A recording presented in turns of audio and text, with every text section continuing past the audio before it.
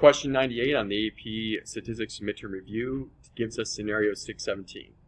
We're stuck on the Vince Lombardi rest stop in the New Jersey Turnpike with a dead battery. We want to get on the road again, so we need to find someone with jumper cables.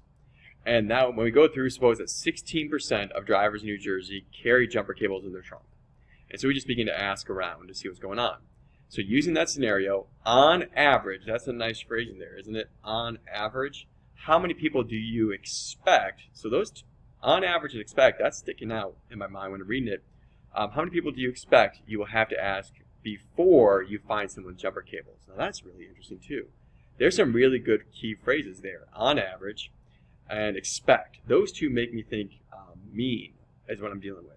I'm dealing with the mean of something. Now I'm looking at before you find someone. So I'm going through, okay, I'm dealing with mean. Which mean? Is it binomial? Is it geometric? And in this case, it's geometric.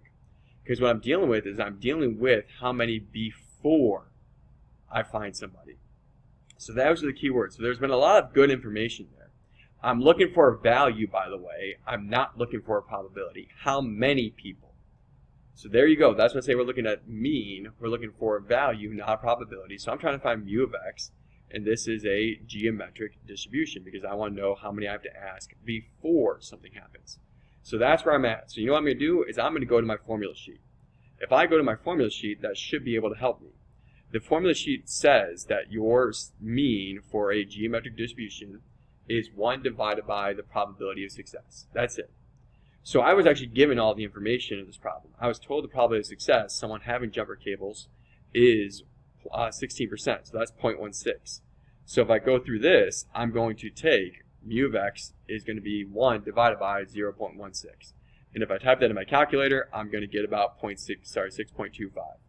And that is going to be my answer, 6.25. So that's really what happened in this problem, is I had to realize what I was working with here. And what I was working with is I was working with a geometric distribution. I'm looking for a number, not a probability. And I'm looking for the expected. I'm looking for the on average. So those keywords tell me mean. And that's a very basic mean formula to use. So that was the question. Hopefully that clarified how to work with it.